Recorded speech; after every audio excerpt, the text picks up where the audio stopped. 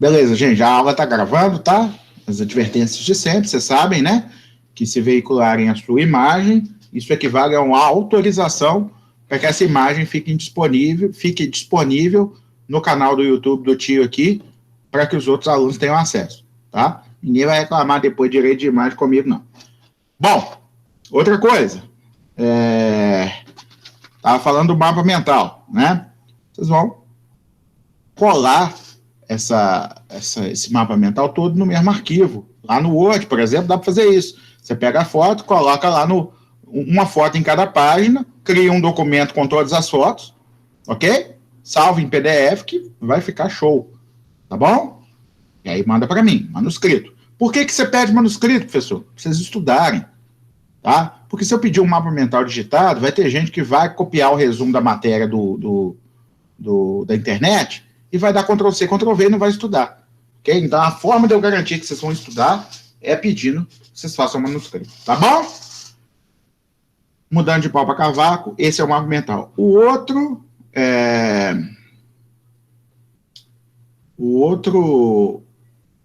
A outra atividade é uma atividade de análise de jurisprudência. Tá? Vocês vão ler aquele material lá, eu deixei uma dicasinha lá, tá? Vocês vão dar uma lida naquela dicasinha, pesquisar na internet e fazer uma dissertação, um textinho de uma página sobre aquele material. Pode fazer em grupo? Sim. Pode ser o mesmo grupo do Inter, não importa não, fica à vontade. Tá bom? Façam o trabalho preocupados com a argumentação de qualidade e com a escrita correta, com normas cultas de linguagem, não precisa preocupar com a ABNT, tá? Tem as regrinhas lá, espaçamento 1,5, a fonte Arial All Times 12, e tá tudo bem. Só não mexer nas bordas, porque se você mexe na margem para o texto ficar pequenininho no meio, aí eu não conto como uma página, tá? Tem gente que me manda 60% de uma página, eu dou 60% da nota. Simples assim, tá? Então, vocês estão fazendo um trabalho em grupo. O que vocês vão fazer para se reunir em grupo? Simples demais. Você já tem trabalho em grupo, né? Vai no Meet e cria uma reunião do Meet, igual a gente faz em toda aula, ok?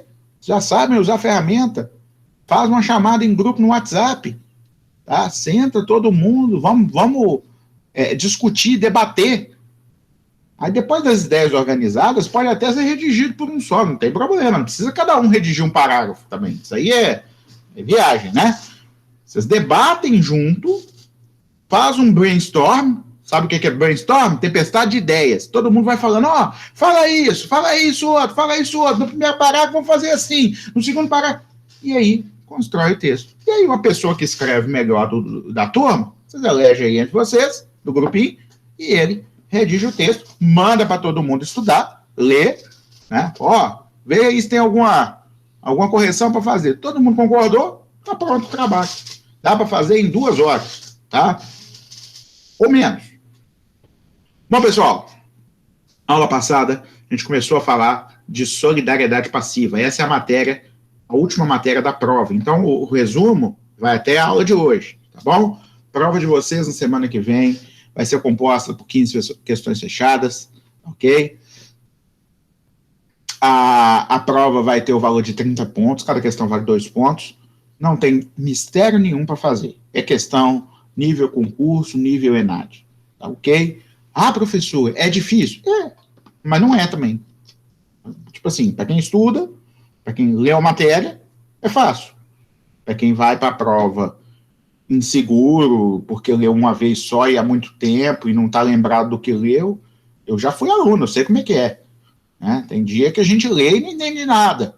Você tem que sentar e criar um clima de estudo para você, certo? Tem que sentar no local silencioso, tomar uma boa dose de café, para acordar, né?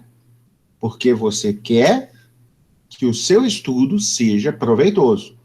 Aí você pede pessoal aí, o irmão que é bagunceiro, a mãe que fica cantando enquanto cozinha. Pessoal, faz um silencinho aí que eu estou estudando aqui para a prova do Léo, mas não é difícil minha prova, tá? Não é. Todo mundo que estuda passa comigo, ok? Todo mundo que não vai para a prova brincando, passa comigo. Ah, professor, pode olhar a matéria na hora da prova? Gente, eu não estou aí na casa de vocês para vigiar. Vocês fazem o que vocês quiserem, que sua consciência mandar. Isso aí, para mim, não importa. O que eu quero é o seguinte, pelo menos leia a matéria, estude a matéria, para na hora da prova você saber onde procurar. Porque tem isso também, né? O cara... eu sei que tem alguma coisa disso. Cada slide que eu dou, que já é o resumo do livro, cada slide que eu dou tem 30 lâminas. Aí você imagina, você procurar tem 7.2, tem não sei quantos slides que eu mandei ao todo, aí você imagina você procurar na hora da prova em 200 lâminas, 300 lâminas. Não é isso que você vai fazer, você não vai ser bobo desse ponto, de ir para a prova achando que vai poder consultar e que não precisa estudar por conta disso, ok? Então o estudo é importante, tá? É uma forma de avaliação, vocês vão levar a sério, os trabalhos eu vou levar a sério na hora de corrigir, tá? Não vou dar nota de graça, mas também não vou ser carrasco, nunca fui, tá? Então vamos lá.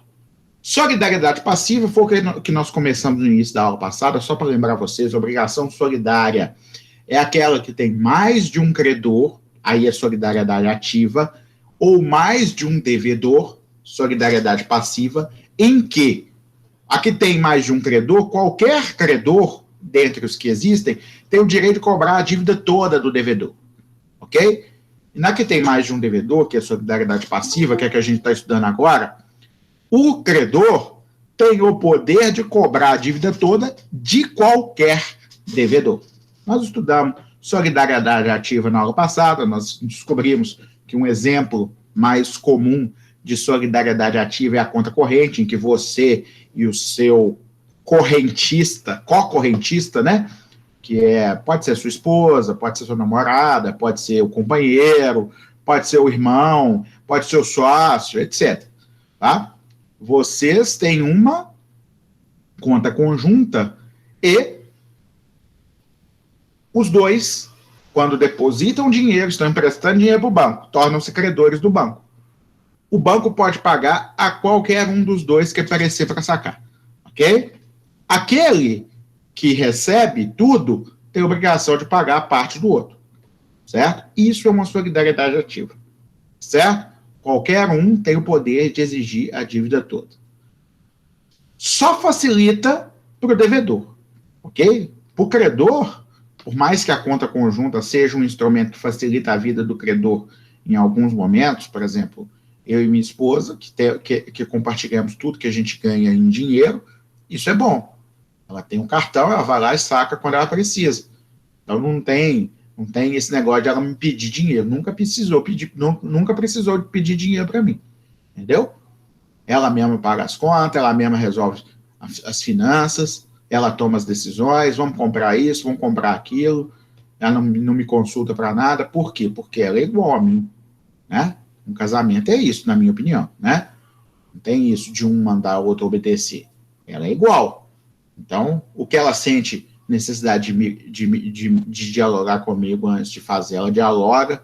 O que eu sinto necessidade de dialogar com ela, eu dialogo. Quando é alguma coisa cara, a gente sempre dialoga, tá? Quando é coisa baratinha e resolveu comprar, a gente não tá nem aí, deixa comprar. E é assim que a gente vai vivendo, sem estressar, certo? Eu e ela somos credores, nessa solidariedade ativa. Se eu receber o dinheiro todo, eu tenho que dar a parte dela ou pagar as contas da casa, né? Porque provavelmente não vai sobrar para dar parte nenhuma para ela depois que eu pagar as contas da casa, ainda mais com esse mestrado caro que eu estou fazendo. Vocês entendem o que eu estou querendo dizer? Na solidariedade passiva tem mais de um devedor. Todos esses devedores são responsáveis pelo pagamento da dívida toda. Ou seja, o credor pode cobrar de qualquer um o valor total. Isso facilita muito a vida do credor. Mas facilita também para o devedor, porque um cara que não teria crédito sozinho, quando ele se solidariza com outro devedor que tem nome bom na praça, ele consegue, às vezes, um empréstimo que ele não conseguiria. Ok? Bom, eu falei dessas características, né, da solidariedade passiva, que o credor pode cobrar de quem ele quiser, para cobrar a prestação toda, tá? O devedor escolhido, ele não pode invocar a divisibilidade da dívida, porque a dívida não é divisível, ele tem que pagar tudo, aí depois ele cobra a parte dos outros, ok? Bom, se um pagar, os outros ficam livres do credor, mas ficam devedores do devedor que pagou tudo, certo? Além disso, como o credor pode agir contra todos ao mesmo tempo, ou contra um, tá? Ele pode agir e não ter sucesso. Ele ainda vai poder cobrar dos outros. Não quer dizer que a chance dele acaba, não. Ele pode cobrar de um por um ou de todos de uma vez, desde que ele o faça dentro do prazo prescricional. Ok? Se a prestação se tornar impossível por culpa de alguém, o que é a prestação tornar impossível? Era um carro que tinha que ser pago, um carro específico, ele pegou fogo. Era um cavalo, o cavalo morreu. Tá? Era sei lá, uma vaca premiada, a vaca morreu, ok? Eu fico matando os bichinhos, vocês ficam com dó, mas não é o exemplo perfeito, né? Tornou-se impossível a obrigação, aquele que agiu com culpa é responsável por indenização. Os demais são responsáveis apenas por pagar a parte dele no valor do bem. Então, todo mundo tem que cobrir o valor do bem que tinha que entregar, para o credor não sair no prejuízo, mas aquele que deu causa à perda do bem por culpa tem que pagar dano moral ou dano material, ou seja, perdas e danos. Observem que, se a obrigação ainda ia ser quitada pelo outro, pelo credor, né, se estava tendo uma compra e venda e o credor não tinha pagado nada, não tinha adiantado dinheiro nenhum, a perda do objeto com culpa não vai condenar os devedores a pagar o valor do objeto porque eles não receberam por ele, ok? Eles vão pagar apenas as perdas e danos que causaram. Tudo bem?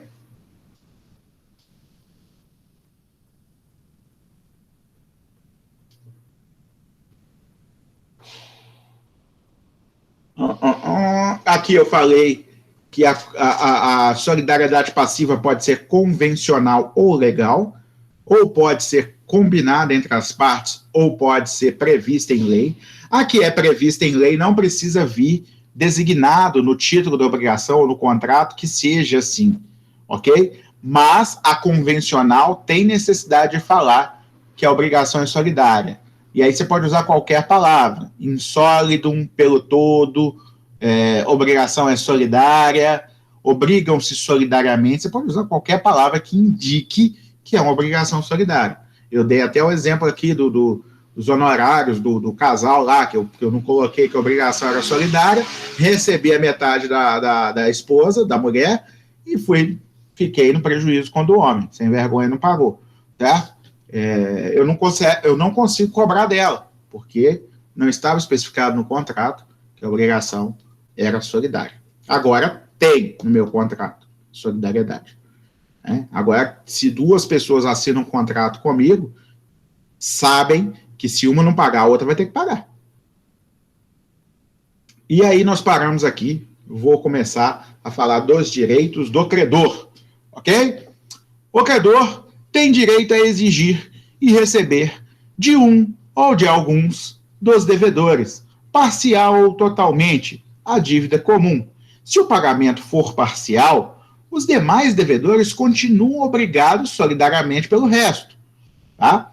Não importará a renúncia da solidariedade à propositura de ação contra um ou alguns dos credores. Então vamos entender, dos devedores, perdão. Vamos entender o que quer dizer o artigo 275, seu parágrafo único. Primeiro, ele pode exigir de qualquer um, ou de alguns, ou de todos. Ele escolhe. Tá?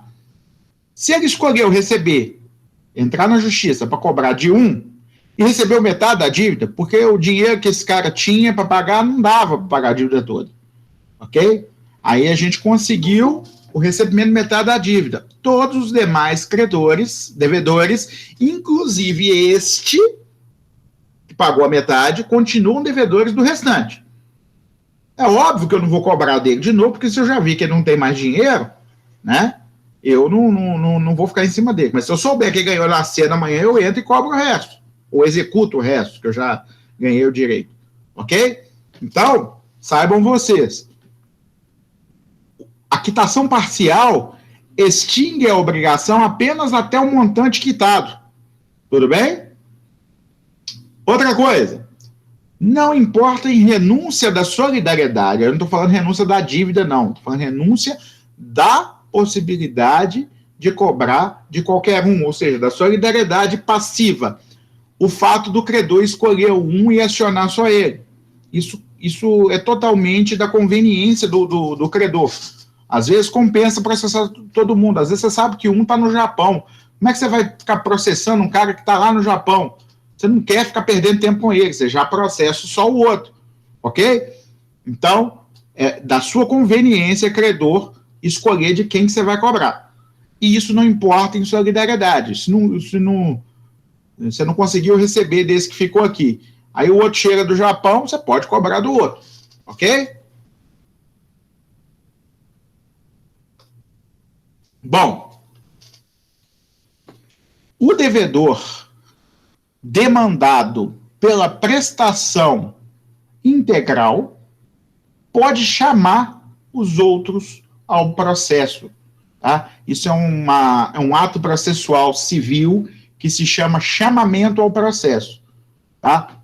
O devedor, no caso, aciona, através de um pedido na contestação, os demais co-devedores solidários para que eles ajudem ele a pagar. Ainda nesse processo. Ele fala, não tem como pagar tudo e depois cobrar deles. Eu não quero ter esse inconveniente. Então, já que eles têm que pagar, vão ver já se eles têm dinheiro. Chama eles para vir aqui integrar o polo passivo da lista também. Ok? O fundamento está no artigo 130 e seguintes do Código de Processo Civil de 2015. Ok? Não só para auxiliarem na defesa, mas também para que eventual sentença condenatória valha como coisa julgada para ele cobrar a parte que eles vão ficar devendo para ele, se ele pagar tudo. Imagine você, todo mundo já foi condenado, ok? Se todo mundo foi condenado e só eu paguei, eu já posso usar aquela sentença que condenou todo mundo para pegar a parte deles. Agora, se eu fui condenado e eles não, eu pago tudo e vou ter que entrar com uma ação de regresso, que é uma ação de cobrança contra eles. Então, se eu chamo eles de uma vez para integrar o polo passivo deste processo que é contra mim, eu já economizo um processo depois. Tudo bem? Pessoal, como é que tá? Todo mundo está entendendo o que eu estou falando? Não estou falando grego, não?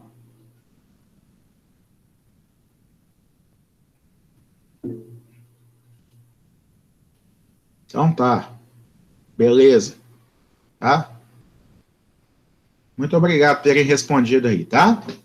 Vamos lá. Eu gostaria de mais participação de vocês. Acorda aí, sacode, dá uns tapas na cara assim, ó, para despertar, porque tá osso. Ninguém fala nada, eu tô parecendo que eu tô dando aula sozinho aqui. Tá bom? Bom, beleza, John Kennedy. Vamos lá. Ô, John, não é você que tá trabalhando comigo lá no Ipaba, não, né?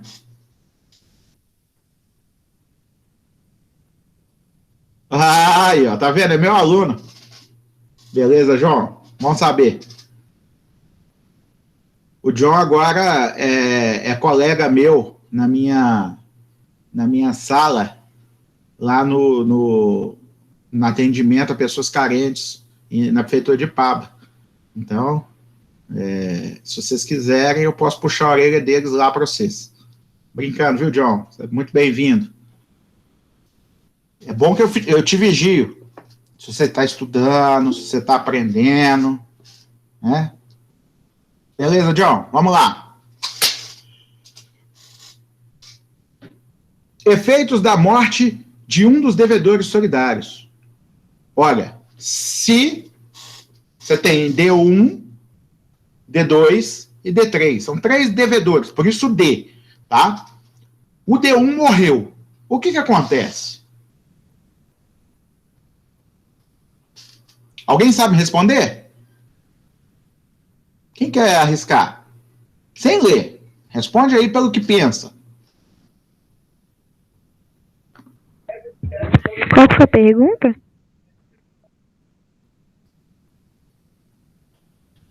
Tem 3 devedores. Vou falar com o nome, tá? O Lázaro, a Luísa.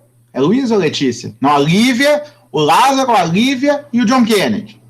Tá? 3 devedores. A credora é a Maiara. Tá certo? Então, Lázaro, Lívia e John. O John bate as botas. Vai morrer não, viu, John? Tô só dando exemplo. Quer que você morre, não. Ainda mais agora que você vai me ajudar lá. Se o John morre, o que acontece com a dívida em relação ao Lázaro e a Lívia? A Maiara pode cobrar de quem? Alguém sabe responder?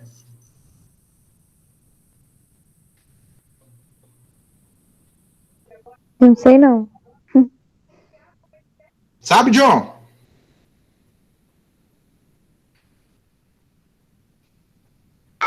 Essa daí eu não sei não, tá? Então nós vamos explicar, porque agora vocês vão ficar sabendo. Se um dos credores falecer, os outros continuam obrigados pela totalidade da dívida. Ou seja, se o John faleceu, a Lívia e o Lázaro continuam devendo o mesmo valor que devia antes, o todo da dívida. Então, se a dívida era de R$3.000, né?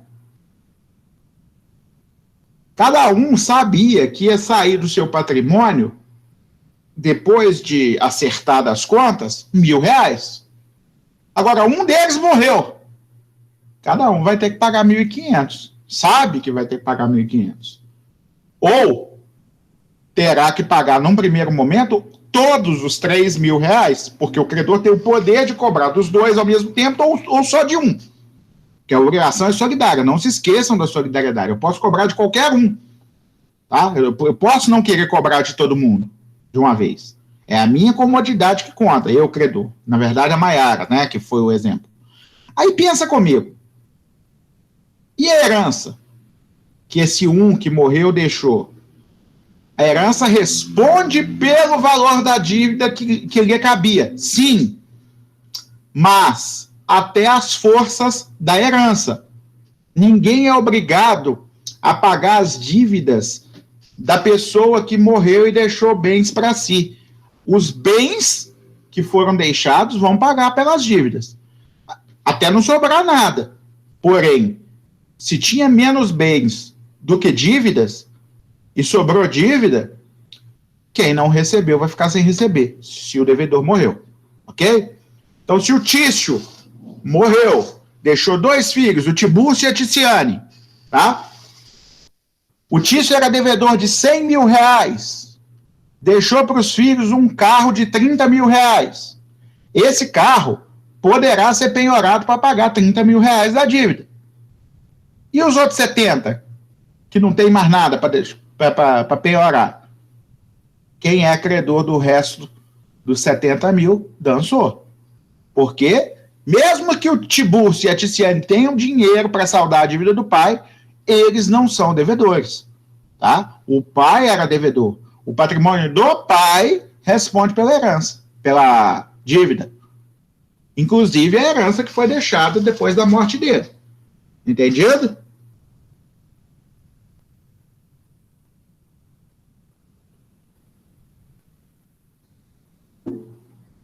Tá. Agora, imaginem vocês, tá? Que o Tício deixou 2 herdeiros, que eram Tibúrcio e a Ticiane. Aí o Tício faz o favor de morrer. O Tício, o Mévio e o Caio eram devedores de uma obrigação solidária. Tá? Tício, Mévio e Caio. Aí o Tício pegou e morreu. Ficou o Mévio e o Caio. O Tício deixou herança. A dívida era de R$100.000, ok? O Tício deixou R$20.000 de herança, 20 mil no banco. Essa herança seria 10 mil para o Tibúrcio, 10 mil para Ticiane, os filhos do Tício, ok?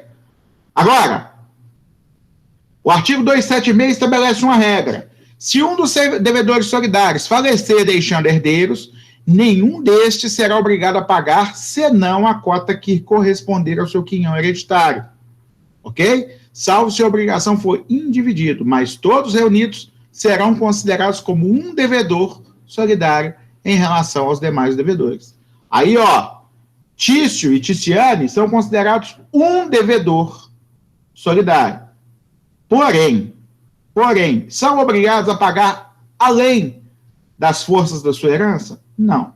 O patrimônio deles, pessoal, do Tício e da Ticiane, responde? Não. Ok? Só que eles é que tem que provar que a herança não deu conta, que tinha só 20 mil. Óbvio, isso é fácil de provar, né? Então aí, esses 20 mil que ia ficar para eles, 10 para cada um, vai dançar. Ok? E aí o credor vai poder cobrar os 80 mil que faltava dos outros dois? Vai. Eles continuam devedores solidários da parte não quitada do débito, que seria 80 mil. Tudo bem?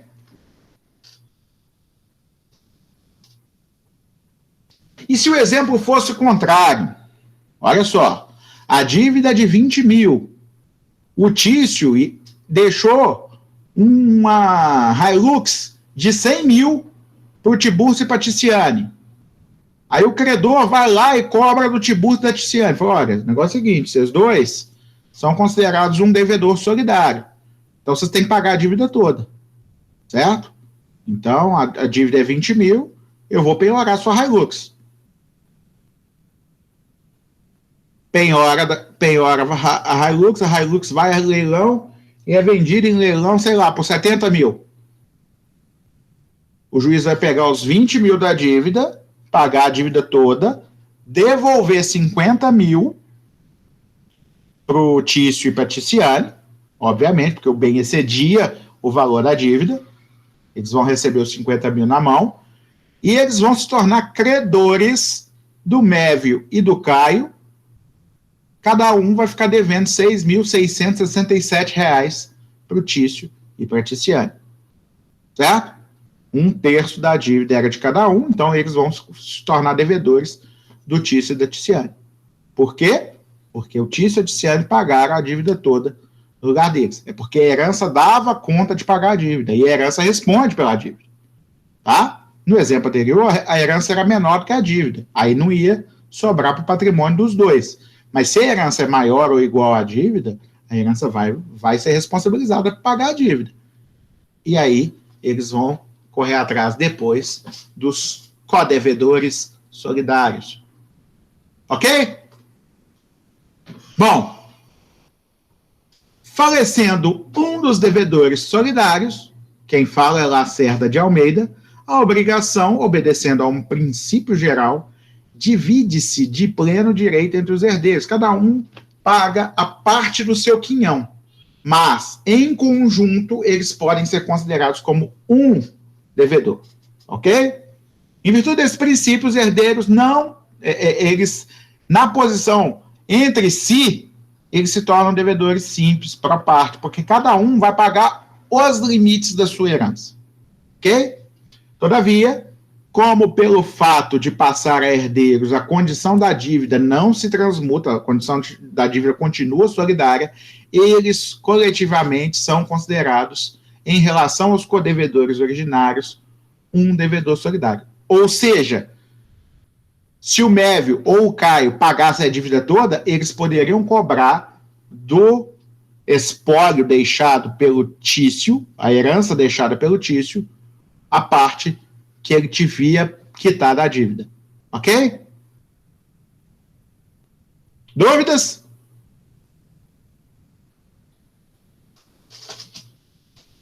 Bom, relações entre codevedores solidários e o credor.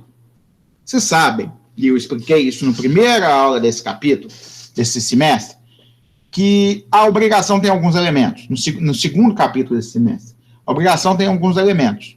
Os elementos são sujeitos, tá? Elementos subjetivos, sujeito ativo e passivo, devedor e credor. O passivo é o devedor, o ativo é o credor. Objeto, que é uma prestação de dar, fazer ou não fazer, elemento objetivo. E nós temos o elemento abstrato, o elemento anímico, que é o vínculo jurídico que é nascido, é criado entre devedor e credor em virtude daquela prestação, ok? Então, podemos dizer que o devedor se encontra vinculado ao credor por ocasião da existência de uma obrigação entre eles, certo? O pagamento parcial feito por um dos devedores e a remissão, ou seja, o perdão por ele obtida, não aproveitam aos outros devedores, senão até a concorrência da quantia paga ou relevada. Então, vamos entender o que é isso. Se a dívida é de 1.500, um dos devedores conseguiu pagar 500, tá? O credor não é obrigado a receber a dívida por partes. Ele pode obrigar, tentar receber ao todo. Só que com dinheiro na mão, como dinheiro a gente não recusa, certo? Se o cara chegou querendo pagar 500, você pega os 500, diminui o prejuízo, certo? Então, ele chegou querendo pagar 500, eu peguei os 500, dei um recibo de que ele pagou parte da dívida equivalente a R$500. Ele continua devedor? Continua. Ele continua solidário? Continua. Ele era obrigado a pagar tudo para ficar livre, certo? Os outros continuam devedores? Continuam. De quanto? Os 1.000 que faltavam. Ou seja, a quitação parcial obtida por um dos devedores aproveita aos demais até o valor quitado. Se a dívida era de 1.500, eu paguei 500, os meus coleguinhas devedores solidários aqui não vão poder ser cobrados de 1.500 mais, vão ser cobrados do que falta pagar. Óbvio, né? Isso aí a gente tem até intuitivamente. A remissão concedida a um devedor de parte da dívida aproveita os demais até o valor dessa remissão. Então vamos lá. O devedor perdoa R$500 da dívida. Ah, não, o negócio é o seguinte, R$500 aí é juros. Vamos esquecer os juros. Paga só o capital, corrigido monetariamente. Juros não precisa, não. Aí a dívida cai de 1.500 para 1.000, certo? Esta remissão obtida por um aproveita os demais. Até que valor? Até o valor da remissão dada. Tá? A remissão concedida a um dos co-devedores extingue a dívida na parte a ele correspondente, de modo que, ainda reservando o credor a solidariedade contra os outros, já não lhes pode cobrar o débito sem dedução da parte remitida. Agora, se eu não deduzir parte da dívida de todos no meu perdão, se eu perdoei uma pessoa, vamos supor que Tício, Mévio e Caio são meus devedores, tá? R$500 cada um. Aí o Tício, malandrão que é, começa a namorar com minha filha. Minha filha chega para mim e fala, papai, não pega bem o Tício ser seu devedor. Perdoa ele. Sua filha, não vamos misturar negócio com prazer, não. O Tício deve para mim, não tem nada a ver com você. Não, papai. Considera isso um presente de aniversário para mim, você não precisa me dar nada. Só o perdão do Tício.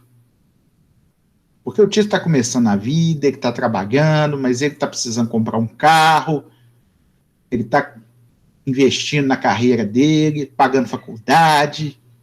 Ele é um bom rapaz, você mesmo falou que você gosta dele, que também torce para São Paulo. Vai vir aqui, vai escutar um rock com a gente no fim de semana, tomar uma cerveja com você. Perdoa ele, pai. Se eu vou e perdoo a dívida do Tício, eu continuo credor solidário dos outros, mas eu não posso cobrar o valor que eu perdoei do Tício dos outros, mas não. Certo? Então, eu posso cobrar o que faltava. O que faltava? 1.000.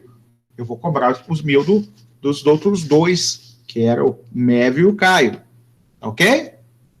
Todo mundo entendeu?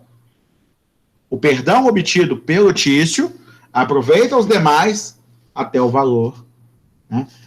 Aí, nesse caso, o perdão foi liberatório. Eu quis perdoar a parte de Tício na dívida, renunciei à solidariedade em relação a ele.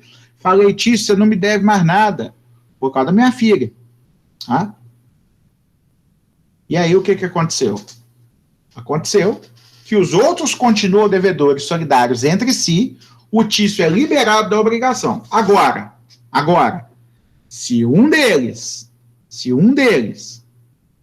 vamos supor que o Mévio ficou insolvente, o Tício já tinha sido liberado, já estava, felizão da vida. Se o Mévio ficou insolvente e eu entrei contra o Caio, cobrando os 1.000 que restava, o Caio vai poder exigir a metade da cota parte que o Mévio teria que pagar do Tício, que foi liberado da dívida pelo meu perdão. Nós vamos falar disso daqui a pouco, ok?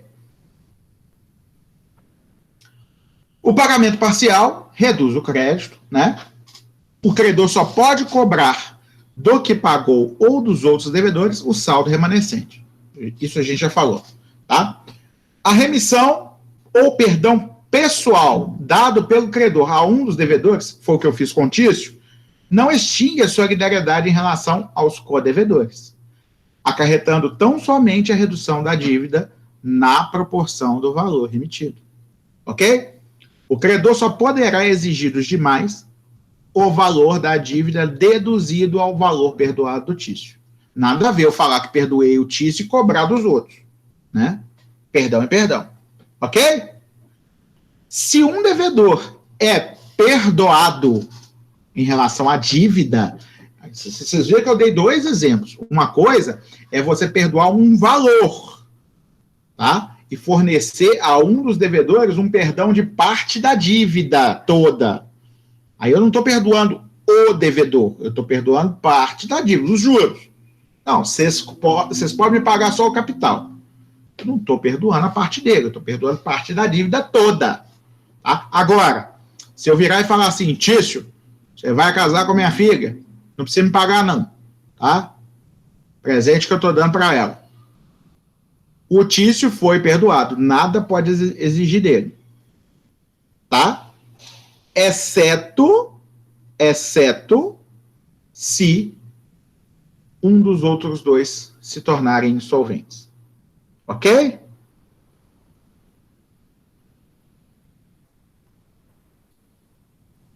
Vamos lá. Cláusula, condição ou obrigação adicional. Qualquer cláusula, condição ou obrigação adicional estipulada entre um dos codevedores solidários e o credor não pode agravar a posição dos outros sem o consentimento deles. O que é uma cláusula? É um pedacinho de um contrato. Se eu acrescento uma cláusula em relação a um dos devedores solidários, os outros só respondem pelos efeitos prejudiciais que esta cláusula possa gerar se eles anuírem e assinarem. Então, se eu fiz um contrato com os 3 devedores solidários, mas fiz um aditivo a este contrato sendo assinado somente por 2, tá? Só os 2 respondem por esse aditivo, certo? Condição é um evento futuro incerto, ok? Então, se eu apliquei uma condição para que eu possa cobrar a dívida de um dos 3, essa condição é pessoal, certo? Vamos lá. Esta cláusula a mais poderia ser uma cláusula penal, taxa de juros mais elevada, ou vantagem ou desvantagem, tá? Essa estipulação é pessoal com quem assinou a estipulação. Exceção, artigo 204, tá? Que fala o seguinte, a interrupção da prescrição por um credor não aproveita os outros. Semelhantemente, a interrupção operada contra o codevedor ou seu herdeiro não prejudica os demais. Então, vamos pensar aqui. A obrigação está prestes a prescrever, certo? A obrigação divisível.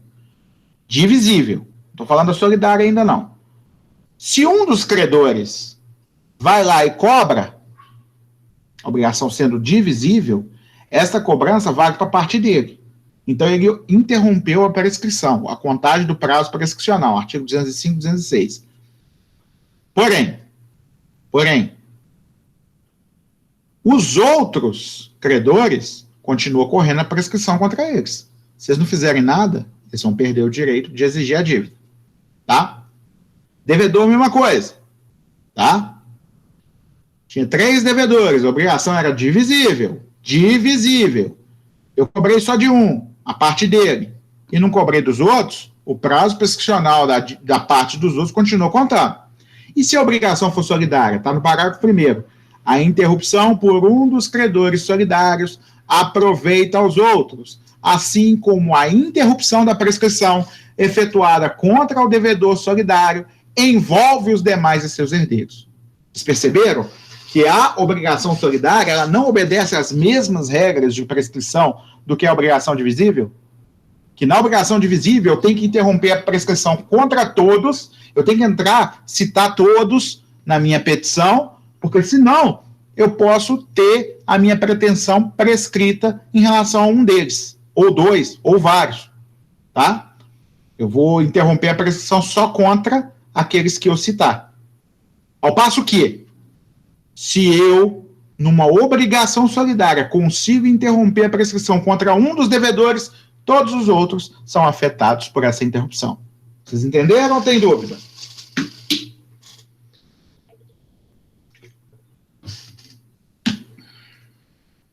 Quem fala nada, eu presumo que entendeu. Ah, deixa eu só ver aqui quantos slides ainda me faltam para ver que hora que eu vou dar o intervalo, tá?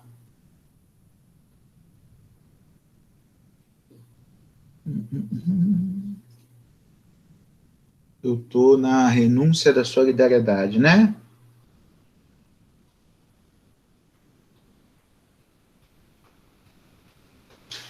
Está na metade da aula de hoje. Vamos avançar mais um pouquinho para não correr risco de não terminar, tá?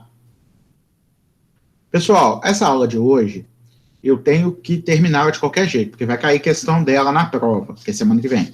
Não vou ter tempo de terminar isso em outro momento. Então, eu queria propor para vocês que a gente, eventualmente, fosse direto, e aí eu libero vocês mais cedo, tá? Do que dar um intervalo e correr o risco de chegar no final tendo que correr. Vocês concordarem, é só hoje que a gente vai fazer isso, tá? Artigo 282. O credor pode renunciar à solidariedade em favor de um, de alguns ou de todos os devedores. Aí, gente, não está renunciando à dívida, está renunciando à solidariedade. Então, olha só, eu tenho 3 devedores, Tício, Meve e Caio. O Tício começou a sair com minha filha. Ela pediu para eu perdoar. Eu falei, não perdoo, não. Mas o que eu posso fazer é renunciar à solidariedade em benefício do Tício. Fazendo isso, o que acontece em relação ao Tício? Tício passa a ser devedor só do terço da dívida que competia a ele. Ele não vai poder ser demandado pelo todo da dívida mais. Então, eu virei pro Tício e falei, Tício, o negócio é o seguinte, irmão, eu não perdoo sua dívida, você vai ter que me pagar, porque para casar com minha filha tem que ser responsável e honrar os compromissos, tá? Isso é um teste para você. Mas, uma coisa que eu vou fazer, eu renuncio à solidariedade em seu benefício. O que significa que a sua terça parte da dívida, os R$500, você só vai ser obrigado a pagá-la. Eu não posso exigir de você que pague o todo mais, porque eu renunciei à solidariedade em seu benefício. Certo? Então, a partir de agora, a obrigação, na sua parte, tornou-se divisível. Seu quinhão de débito da dívida, eu posso exigir só ele de você. Em relação ao Meve e o Caio, eu não renunciei nada. Então, os 1.000 que falta, porque a dívida do Tício separou da deles. Os 1.000 que faltava, eu posso cobrar todo do Mévio ou todo do Caio, ou todo dos dois. Eu que resolvo, tá? E aí quem pagar cobra 500 do outro. Ok? Então, vamos lá. O credor pode renunciar à solidariedade em favor de um, de alguns ou de todos os devedores. Se eu renunciar em favor de todos, acabou a solidariedade. A obrigação tornou-se divisível. Ok? Aí aplica-se a obrigação às regras da divisibilidade. Eu posso cobrar de cada um o seu pedacinho.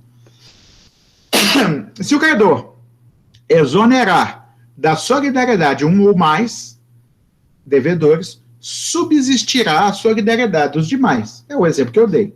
Né? Eu exonerei a solidariedade do Tício, ele continua devedor, mas ele não pode ser demandado mais pela dívida toda, só pela parte dele, e os demais continuam devedores solidários entre si, e eu posso cobrar o todo da dívida de um ou de outro. Certo? Bom. Tá. A renúncia... Professor, Oi, fala. como é feita essa renúncia, assim, na prática? Papel. É através de papel? Hã?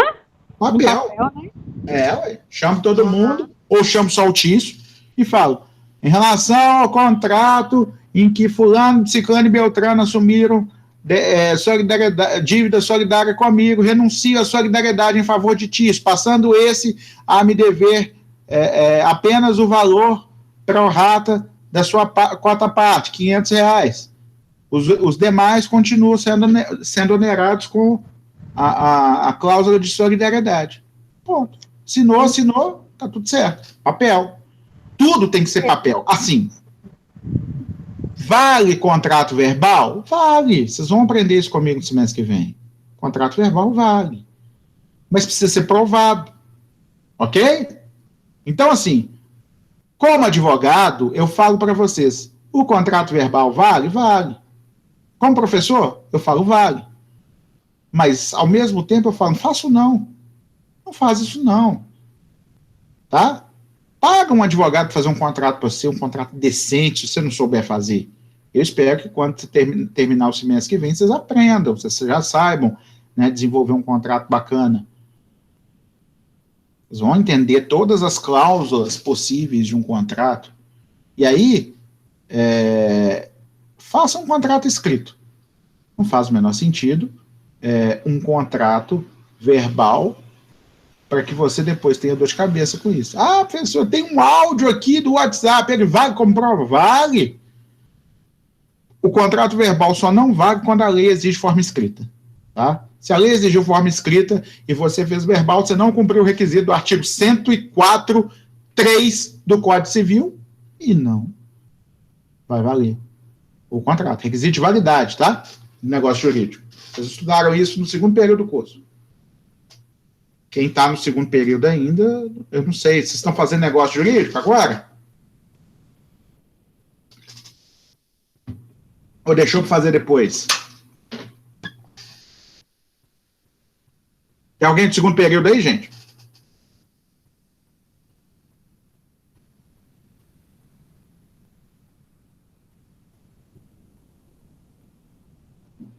Tem não, né? Só tem gente do terceiro. É isso? Tem. Rodolfo, você estudou Direito Civil, qual período?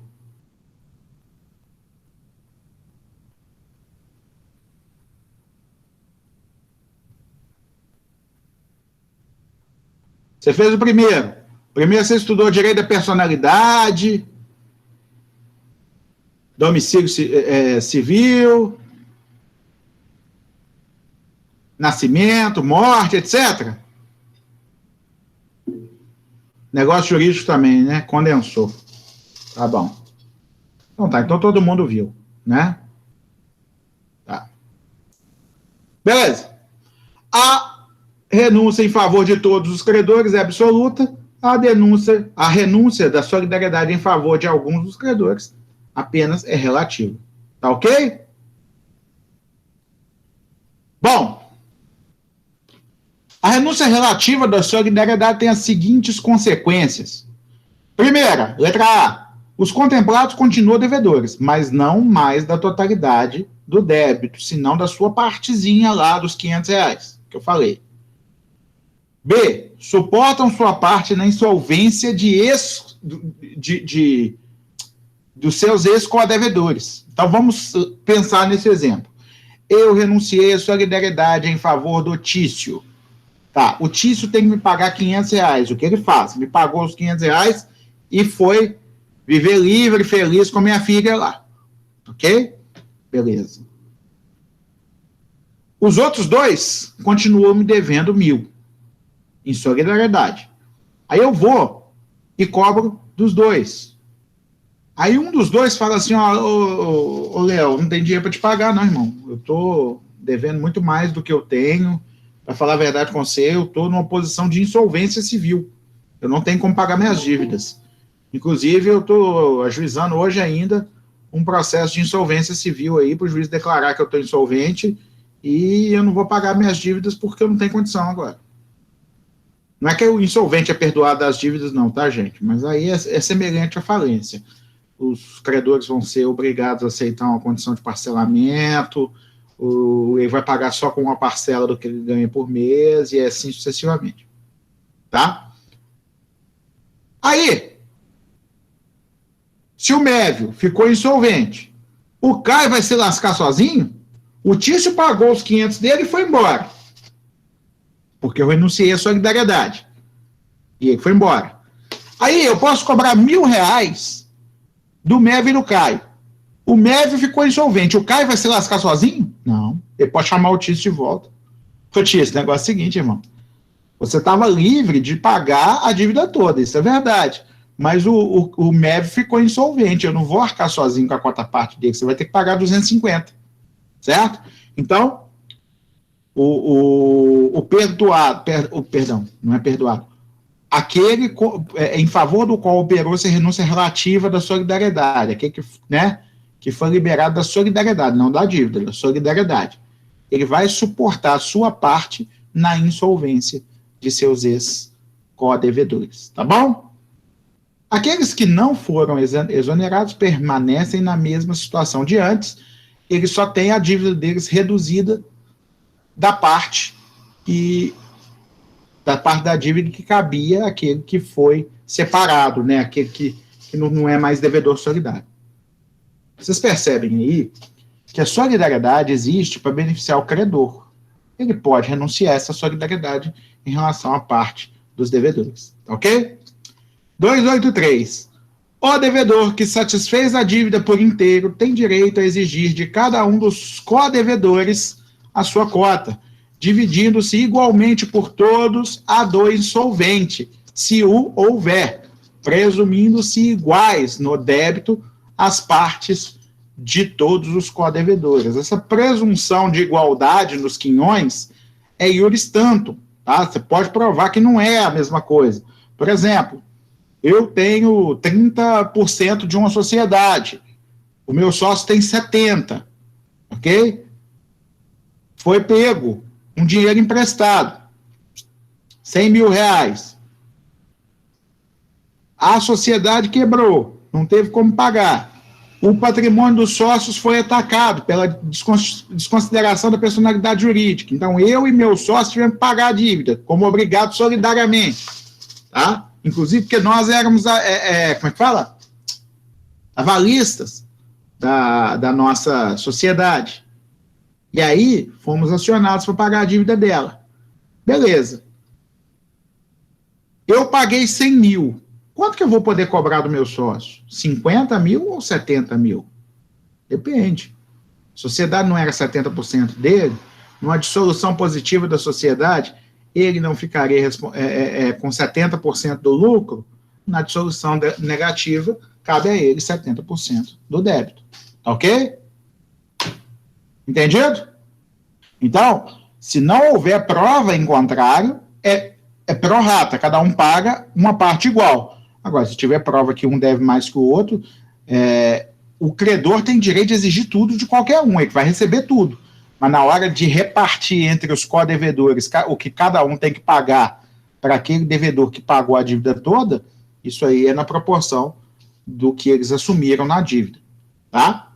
No caso de rateio entre os co-devedores, contribuirão também os exonerados da solidariedade pelo credor pela parte que na obrigação incumbia ao insolvente. Então, se alguém quebrou no meio do processo, tá? Aquele que foi liberado da solidariedade pelo credor, vai ser obrigado a pagar a parte que cabia a ele do débito do insolvente.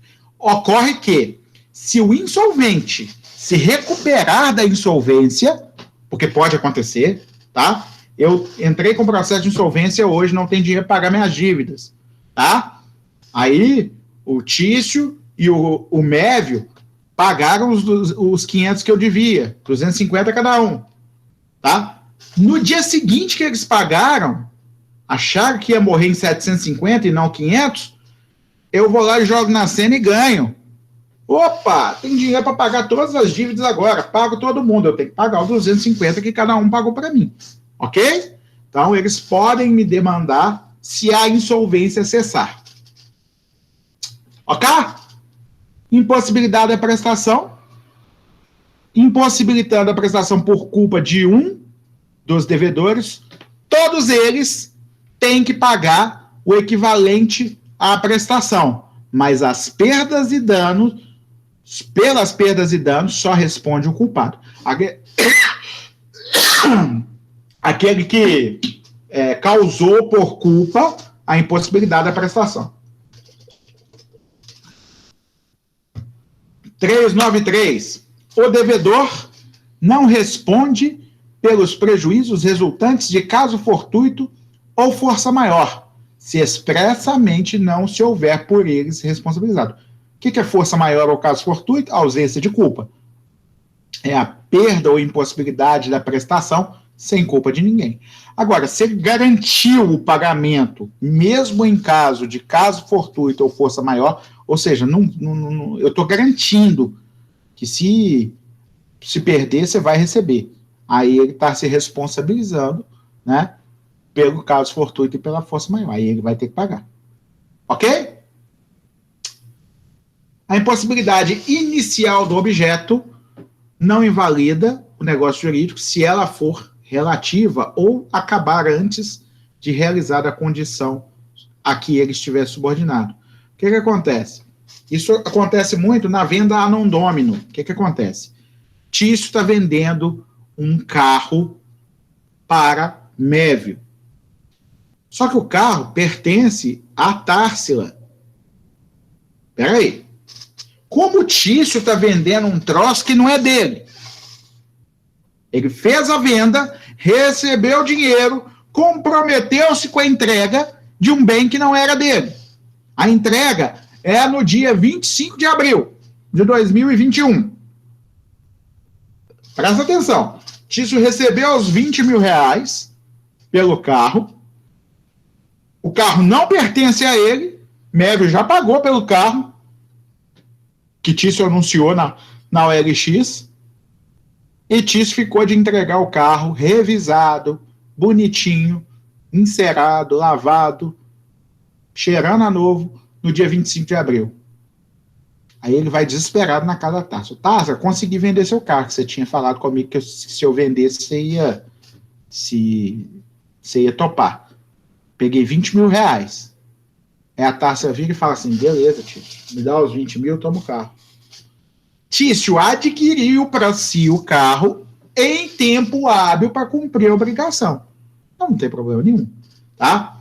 Então, eu botei esse artigo 106 aí e o 393 para falar de impossibilidade da prestação, tá? Se um dos credores, devedores solidários, conseguir resolver o problema antes do dia do vencimento, não tem perdas e danos. Ok? Ou, se a perda se der por caso fortuito ou força maior, também não tem perdas e danos, para nenhum. Beleza?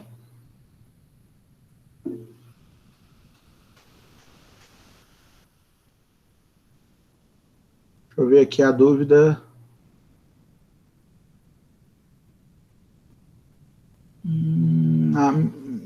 Deixa eu ver o trabalho aqui. Copia e cola aqui tá. Quem sofre com a perda, né? O Marcelo é isso? Isso.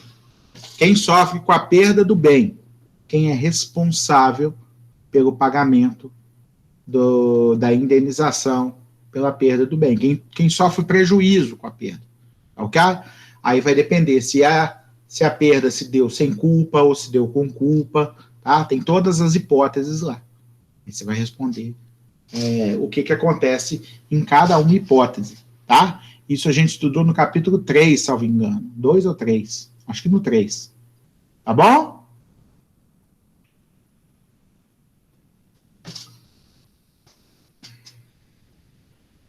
Ô, gente, se tiver dúvida do trabalho, pode me perguntar, não tem problema não.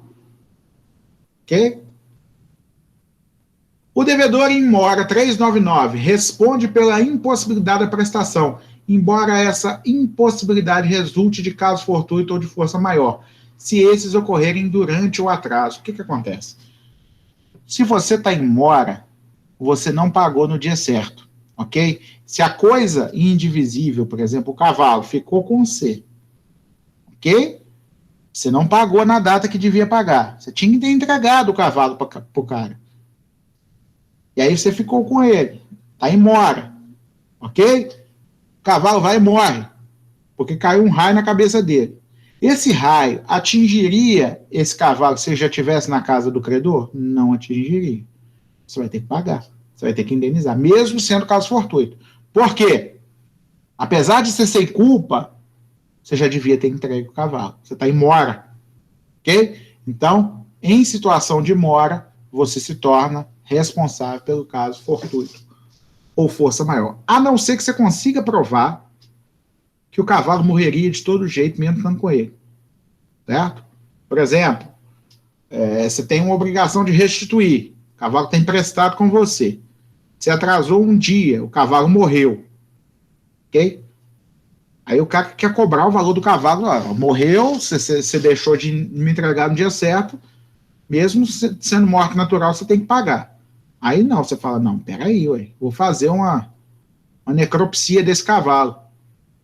O que acontece? Você vai lá e vê que o cavalo morreu de um câncer metastático, sei lá, o câncer estava com metástase. O cavalo ia morrer, mesmo se estivesse na casa dele.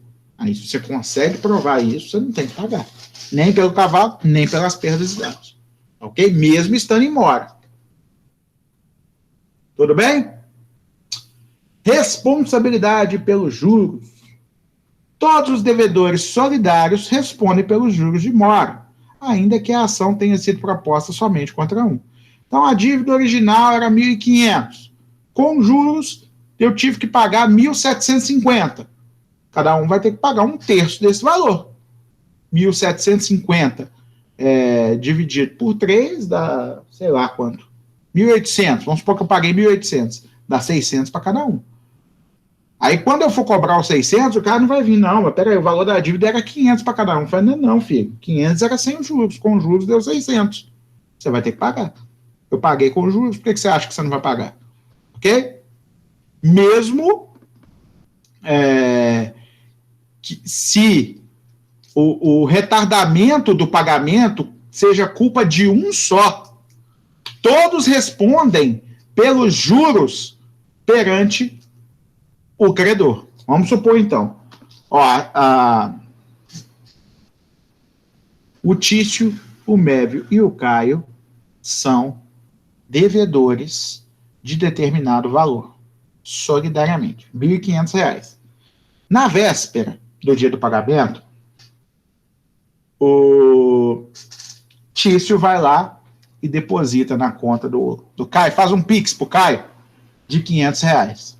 O Mévio faz a mesma coisa. Caio, aqui o Pix de R$ 500. Só você pegar os seus 500, juntar e ir lá pagar o Tiburcio, que é o nosso credor. Só que, na véspera, o Caio resolveu tomar uma cerveja a mais, ficou de ressaca e não acordou a tempo de pegar o trem ou o ônibus para ir lá pagar. Ou seja, por culpa dele, houve um atraso no pagamento da dívida, gerando aí uma obrigação de multa e juros de R$ 100. Observe, esses R$ 100 serão de responsabilidade de quem? Perante o Tiburcio, que é o credor, todos os três são obrigados a pagar os R$ 100. ok? Agora, se um deles deu causa culposa ao aumento da dívida por culpa sua, entre eles, os outros não podem ser prejudicados, ok? Mas para o credor, não existe essa combinação que um é que vai pagar. O que importava é o dinheiro na mão no dia do pagamento. Todo mundo entendeu? O culpou, ou seja, a parte final do artigo 280. O culpado responde aos outros pela obrigação acrescida. Tá certo? Todo mundo entendeu? Meios de defesa dos devedores. O devedor demandado pode opor ao credor as exceções que lhe forem pessoais e as exceções comuns a todos. Vamos entender o que é isso. O que é exceção? É uma possibilidade de defesa. Por exemplo, alguém está me cobrando uma dívida, eu viro para ele e falo assim, olha, o negócio é o seguinte, eu tenho um valor a ser compensado nessa dívida aí, eu não te devo nada não, porque você também me deve o mesmo valor. Vamos compensar isso aí. A compensação, ela só pode ser oposta por mim. Só por mim. Então, se o credor estiver cobrando de outro co-devedor solidário e eu é que tenho um crédito com ele, vamos supor que a dívida seja de 4.500, ok? 4.500. Ele está cobrando os 4.500 do outro. O outro pode opor o crédito que eu tenho contra esse credor de R$2.000? Não. Ele vai ter que pagar os 4.500, eu vou ter que pagar para ele os 1.500 e vou depois, eu que lute para cobrar do credor os 2.000 que eu tenho de crédito a ele, porque é uma exceção pessoal. Agora, se for uma exceção comum a todos, como, por exemplo, a nulidade da obrigação. Ô, irmão, o negócio é o seguinte. Aqui, ó, tem um vício aqui no negócio jurídico que torna nula essa obrigação. Por exemplo, esse negócio jurídico foi simulado. Uma simulação. Simulação é um vício que torna nulo, de pleno direito, o negócio jurídico. E aí? E aí, compadre, que qualquer um pode alegar, porque é uma exceção comum a todos. A nulidade do negócio jurídico, ela contamina todo o negócio. Certo?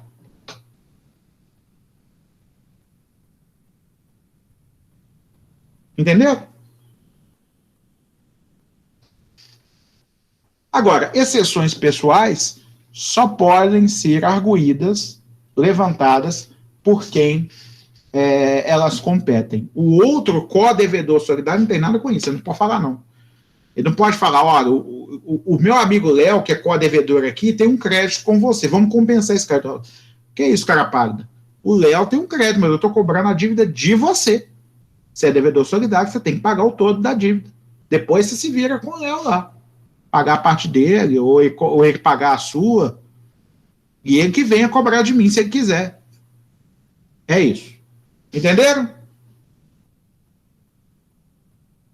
365. Operada a novação entre o credor e um dos devedores solidários, somente sobre os bens do que contrair a nova obrigação, subsistem as preferências e garantias do crédito novado. Os outros devedores solidários ficam por esse fato exonerado. Lembra aquela parte que eu falei antes, que quando tem uma condição nova, uma cláusula nova, um agravamento assinado por um só ele onera, os outros não são obrigados pelo que não assinaram? É isso. Tá? O que é a novação? Novação é a contração de uma obrigação nova para substituir a obrigação anterior. Tá? É quando você, por exemplo, você tem uma dívida com o fulano lá. Não vou contar para ninguém que o fulano é agiota, não, mas você tem uma dívida com ele. Tá? Você tem uma dívida de R$1.000 com ele. Aí, o seu cheque está prestes a prescrever. Ele te chama e fala assim, ó, o negócio é o seguinte, vem aqui que eu quero que você troca esse cheque para mim. Aí você vai lá e dá para ele um cheque de 1.200. porque incorporou os juros que ele diz ter direito em relação a você, você pegou de volta o cheque de 1.000 e deu a ele um cheque de 1.200. Isso é uma inovação. Por quê? Porque extinguiu aquela obrigação anterior de R$1.000 e contraiu uma nova obrigação de 1.200. É o que vocês fazem quando vocês vão na Crefisa negociar débito. A Crefisa, ela lança o anzol para ver se pega o trouxa. O cara vai na Crefisa porque recebeu uma ligação, fala, você está devendo aqui, não está pagando, vem aqui negociar seu débito. Aí você vai lá, achando que vai negociar pagando uma parcela menor, e eles fazem outro empréstimo para você, pagam o empréstimo anterior com o valor do empréstimo que você pegou e dividem em prestações mais longas, só que na soma do todo você vai pagar muito mais. Certo? Isso é uma inovação. E o prazo prescricional que estava correndo pela dívida que você estava pagando, volta lá no zero, porque você novou, fez outra dívida. Ok?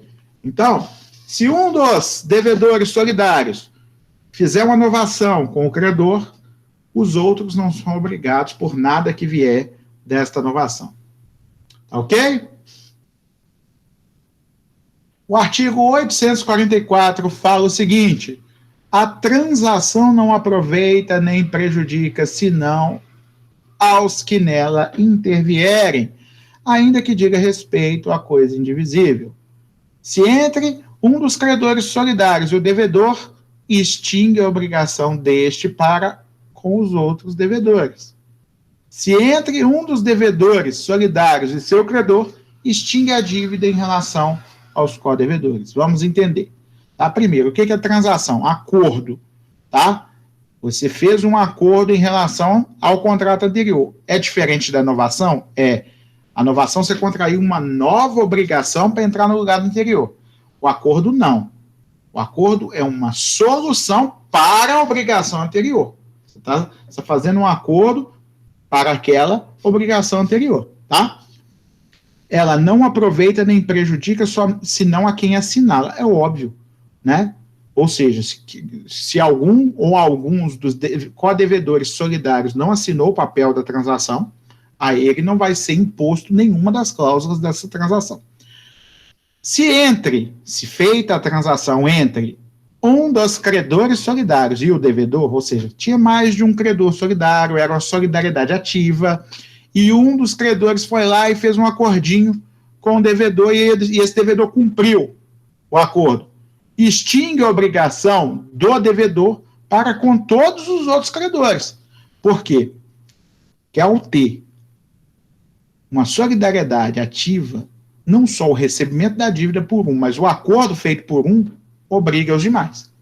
E aí, o que acontece? Vamos supor, tem três credores, C1, C2, C3, e um devedor, D1, tá?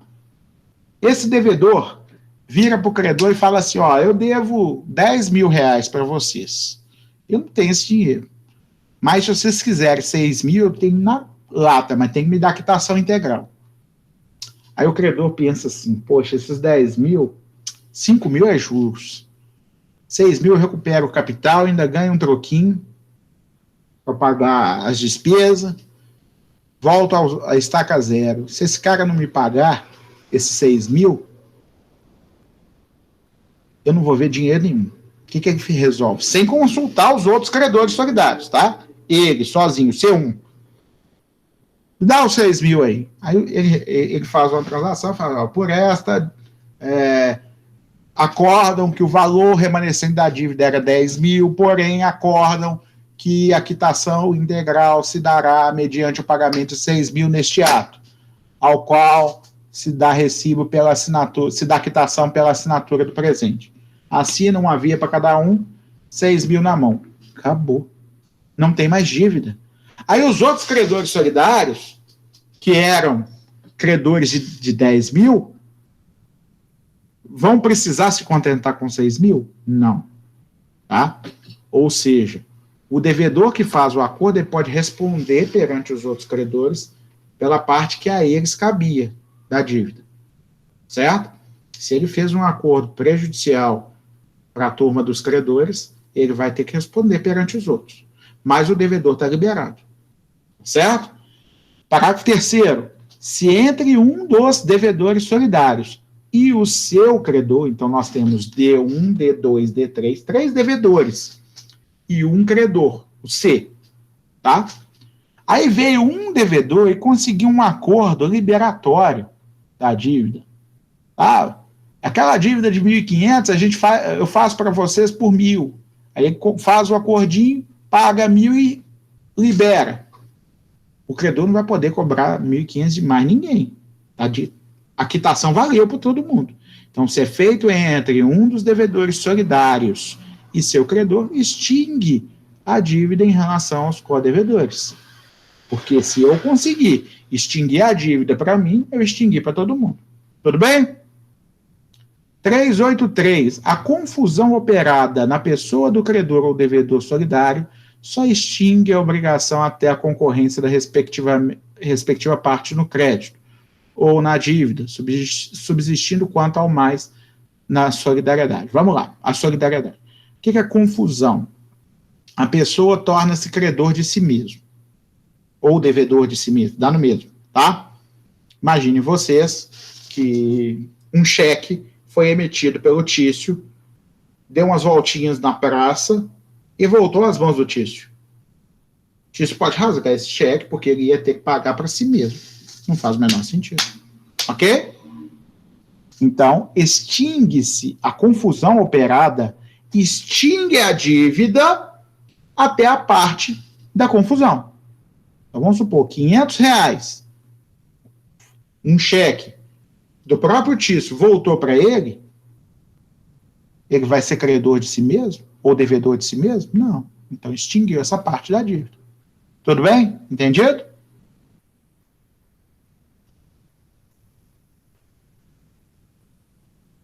Se cessar a confusão, opera-se o restabelecimento da obrigação anterior. Esse é o caso de não ser um cheque, né? Ou, por exemplo, pode até ser o cheque. Em vez de rasgar o cheque quando ele recebe o cheque de volta, o Tício vai e paga o açougue com o cheque. Beleza. Cessou a confusão. Continua valendo a obrigação que tinha sido assumida antes. Ok? Tudo certo, gente?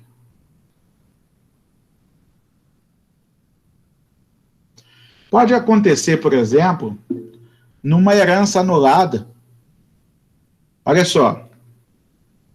O pai devia ao filho R$10.000. Você emprestou 10 mil para o seu pai.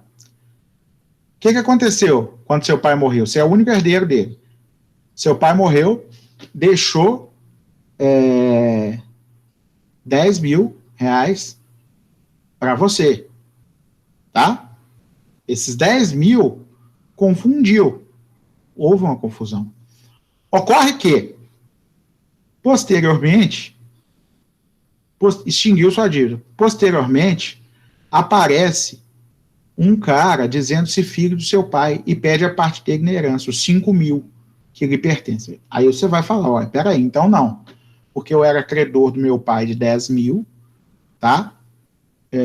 A parte dos 5 mil do meu quinhão hereditário confundiu, então extinguiu, mas o restante, os outros 5 mil que cabe a você, ainda respondem pela dívida. É um exemplo de cessação da confusão, tá? Alguém pediu a herança lá. Esse, inclusive, é o herdeiro, como é que fala? Exemplo que foi dado aí. Questão de herdeiro e falecido, né? Com anulação do ato, né? Anulação de testamento, etc. Ok? Vocês podem ler esse exemplo com calma depois. É um exemplo semelhante ao que eu dei. A gente falou da relação entre codevedores e credor. Agora vamos falar das relações dos codevedores entre eles. A solidariedade só existe entre os devedores, os codevedores e o credor. Paga a dívida por inteiro, a obrigação remanescente entre o devedor que quitou a dívida e os co-devedores não é solidário. Ele vai cobrar de cada um a sua parte e só. Ok? Então, aí a obrigação torna-se divisível. O direito de regresso está no artigo 283. Vamos lá. O devedor que satisfez a dívida por inteiro tem direito a exigir de cada um dos co-devedores a sua quota, dividindo-se igualmente por todos a do insolvente, se houver, presumindo-se iguais no débito as partes dos co-devedores. As cotas dos co-devedores presumem-se iguais, mas como eu disse no slide anterior, nada impede que sejam diferentes, tá? Porque essa presunção é iuris tantum, é apenas relativa. Tá? Pode acontecer de se provar que um devia mais do que o outro, então, portanto, ele deve pagar mais do que o outro. Agora, se não tiver prova nesse sentido, todo mundo deve igual. Dúvidas?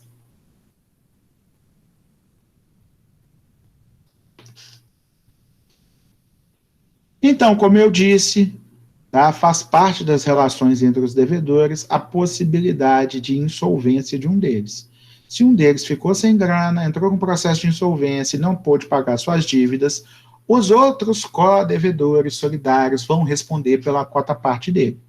Então, se a dívida era de R$ 1.500, tá? Um dos 3 devedores torna-se insolvente, os 2 que sobraram vão pagar os 1.500. E na hora de ratear a dívida, pagar, quem não pagou, pagar para quem pagou, vai ter que pagar 750. Então, vai arder 750 no bolso de cada um. Entretanto, se esse que não pagou porque estava insolvente, tá, recuperar-se da insolvência, o que vai acontecer? Os outros vão poder cobrar dele a parte que pagaram por ele.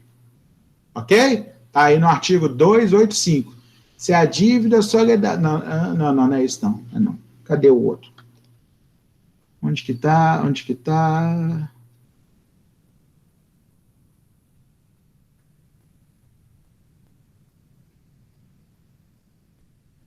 Bom, desculpa, eu acabei pulando, tá? O artigo 284 fala dessa questão da solidariedade e a insolvência de um dos co-devedores, que a responsabilidade pela quota parte dele vão para os demais. O acerto entre co-devedores se faz por meio de uma ação de regresso, uma ação de cobrança que o devedor que pagou entra contra os outros devedores, se eles não pagarem voluntariamente, né, gente? Lembrando a vocês devem ter estudado isso com Mariana. Vocês estão vendo TGP com a Mariana, não estão? Sim ou não? Responde para mim. Então, vocês vão ver no semestre que vem. Quando vocês aprenderem direito processual, vocês vão aprender que litígio só ocorre quando tem uma pretensão de uma pessoa resistida pela outra parte. Porque se o Tício vem na minha casa e fala assim, Léo, eu quero receber R$1.000 que você me deve. Aí eu falo, beleza, Tício, toma aqui, R$1.000. Não tem processo, não tem litígio, não tem lide. Não teve pretensão resistida. Tá? O que é uma pretensão resistida? É quando alguém fala, me paga, o outro fala, não pago, não posso, não tem dinheiro. Aí ele tem que entrar na justiça. Ok? Bom, formada a lide, pretensão resistida, um dos credores foi lá e pagou. Beleza. Ele vai ligar ou mandar um zap para os outros. Fala, gente, sabe a dívida que a gente tinha com fulano? Paguei ela toda. Agora vocês têm que me pagar a parte de vocês. Se os outros pegarem e fizeram o Pix na mesma hora, pagou, acabou, não tem mais dívida. Entendeu? Não precisa de uma ação de regresso. Agora, se aquele credor que pagou a dívida toda frustrou-se ao tentar receber amigavelmente a dívida dos seus co-devedores, ele vai entrar com essa ação que se chama ação de regresso. Tá? Nada mais é do que uma ação de cobrança contra co-devedores por você ter pago parte da dívida que cabia a eles pagar. Ok? Pressupostos da referida à ação. O devedor satisfez a dívida toda, tá? Nesse caso, todos os codevedores estão liberados em relação ao credor, o credor saiu de cena, ele não mais participa da relação, e surge um novo credor, que é aquele que pagou, em relação às cotas partes dos outros. Ele pode cobrar tudo de um devedor? De um codevedor? Não. Ele vai cobrar de cada um a sua partinha. Não vai poder cobrar tudo. Não é solidária. Solidariedade não subsiste em relação aos co-devedores na obrigação de regresso. Tudo bem? Que o devedor tenha satisfeito a dívida por inteiro. Porque se ele não pagar por inteiro, ele continua devedor e ainda não saiu o credor de cena. O credor ainda pode acionar os outros para pagar a dívida. Tá certo? Então, se ele pagou tudo, ele já pode excluir o credor da história e voltar a metralhadora dele para os co-devedores que precisam pagar a ele a parte deles. Ok? 285, se a dívida solidária interessar exclusivamente a um dos devedores, responderá esse devedor por toda ela com aquele que pagar. Observe. Lembra lá naquela aula que eu falei sobre Schuld e Haftung? Schuld é o débito, Haftung é a responsabilidade. Eu falei com vocês que o Haftung pode se separar do Schuld. Tá? Por exemplo, o Tício é devedor. Ele pegou R$5.000 emprestado no banco. Tá? Ele é devedor. Então, ele tem débito e responsabilidade. Ele tem o Schuld e o Haftung. Tá? Agora, o Mévio é um amigo do Tício que foi avalista no contrato. Então, ele assumiu solidariedade, uma obrigação solidária de pagar a dívida se o Tício não pagasse. Imagine você que o Mévio teve que pagar a dívida porque o Tício não tinha dinheiro. O banco cobrou do Mévio. O Mévio pagou a dívida toda. Tá? Quanto que o Tício tem que pagar para o Mévio? 2.500? Não, 5.000. Porque o dinheiro foi todo para o Tício. O Mévio só teve responsabilidade, ele não tinha débito. Ele só tinha Haftung, ele não tinha o débito. Ok? Nesse caso, ele pagou porque ele tinha que pagar. Ele é obrigado a pagar. Ele é devedor solidário. Entretanto, nada do débito era devido por ele. Era tudo devido pelo Tício. O Mévio só tinha responsabilidade de pagar. Pagou. E agora, para cobrar do Tício? Vai cobrar os R$5.000. Por quê? Porque toda a dívida aproveitou e interessava somente ao Tício. Certo? É o teor do artigo 285. Tudo bem? Esse é o exemplo, exatamente o exemplo que eu estou dando aí, tá? Eu dei com A, B e C, mas Tício e Mévio, A, B e C, só muda o nome, né? Aí chega na hora da prova, eu falava, eu sabia com A, B e C, com Tício e Mévio eu não sei não. Igual vocês falam, eu sabia com maçã, com laranja eu não sei não. Insolvência de um dos co-devedores solidários, nós já falamos sobre isso, tá? Mas aí tem um exemplinho, tá? Vamos ler esse exemplinho aí. O credor A, o credor de A, B e C, então A, B e C são devedores, A, B, C e D, perdão, desculpa, tá? A, B, C e D, vamos botar nomezinhos aí. Alan, Bruno, Calvin e Débora. São 4 devedores, A, B, C e D, tá? Devem ao credor, vamos supor que o credor seja o Tício, tá bom? A quantia de R$360.000. O Tício renuncia à solidariedade em prol do Alan, que é o credor A, tá? E aí o Alan vai lá e paga a sua parte. Ele pode pagar a sua parte dele? Aliás, o Tício não pode exigir mais do que a parte dele. Se ele renunciou à solidariedade, a obrigação para o Alan se tornou divisível. Continuou solidária para os outros. Quanto que o Alan deve? 1/4 da dívida. Vocês concordam comigo?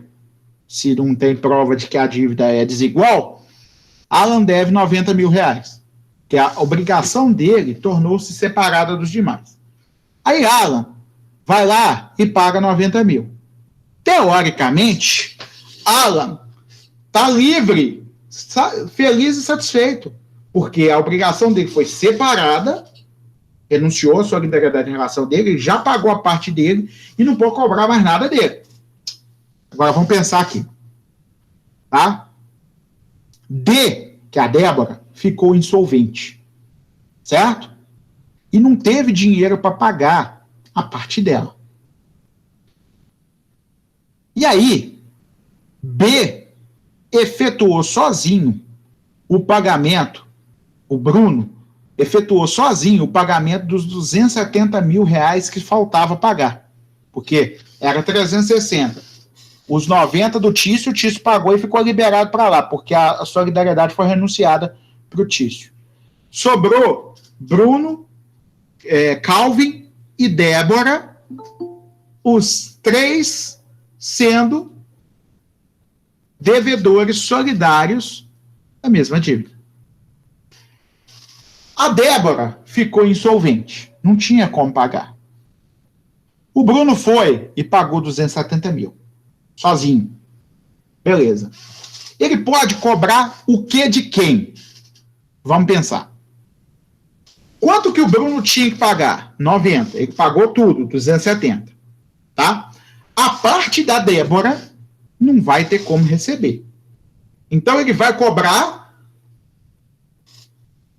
os 180 que falta para ele receber, que ele pagou 270 e era para ter pago só 90, os 180 que ele falta receber vai cobrar de quem?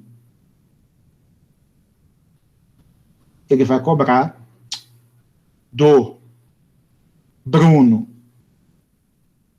Bruno não, Bruno foi o que pagou. Do Calvin, os 90 que ele devia, e a cota que era da Débora, que era 90 mil, vai se dividir entre quem? 30 mil de prejuízo para o próprio Bruno, 30 mil de prejuízo para o Calvin, que vai ter que pagar mais, vai ter que pagar 120 no caso, e 30 mil para o Tício, que já tinha ido para Miami. Por quê? Porque a insolvência de um dos demais, ele responde por ela, junto em relação aos outros. Então o Tício vai ter que fazer um Pix de 30 mil pro Bruno. Aí o Bruno vai ter pagado 270, vai conseguir receber do Calvin 120, que é os 90 mais 30, que é um terço do da Débora, e vai receber 30 do Tício, que é os 90 que o Tício tinha pagado direto pro credor e não devia mais os 30 que ele vai pagar pro Calvin, tá? Do terço da Débora. No fim das contas, Tício recebeu 120, perdão,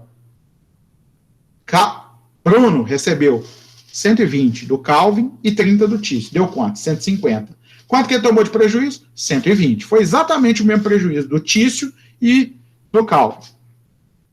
Débora vai e ganha na loteria um prêmio de 500 mil reais. Acertou lá quase todos os números, pegou 500. 500 mil reais, dá para a Débora pagar os 90 mil que ela devia? Dá. Ela vai pagar 30 mil para o Tício, pro Bruno, 30 mil para o Bruno e 30 mil para o Calvin. Entenderam?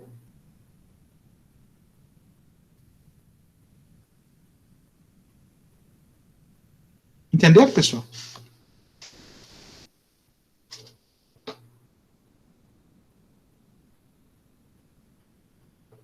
Tá bom. Depois, vocês leem esse exemplo com calma, tá? Pessoal, aula para a prova está encerrada.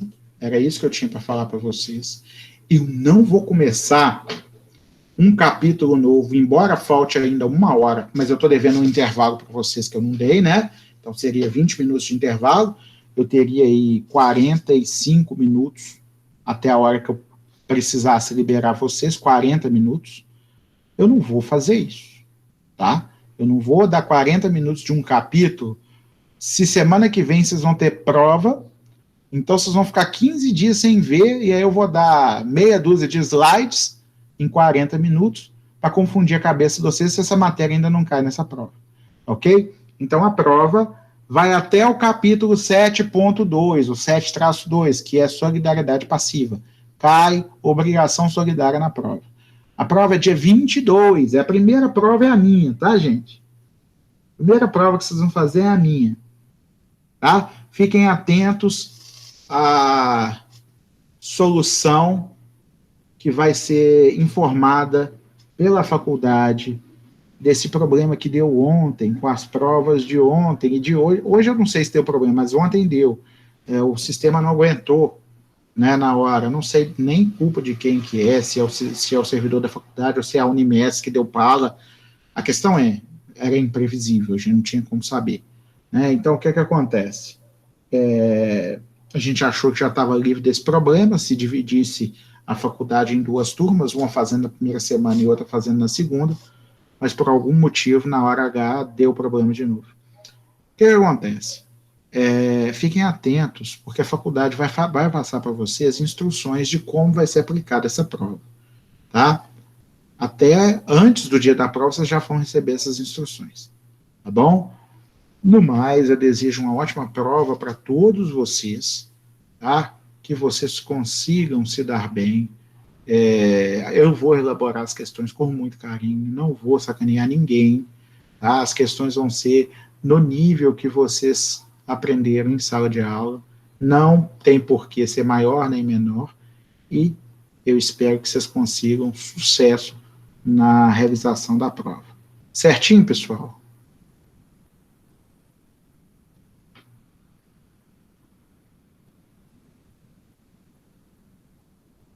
Então tá, pessoal. Pessoal, vou pedir licença a vocês para que eu vou interromper a gravação aqui agora, tá?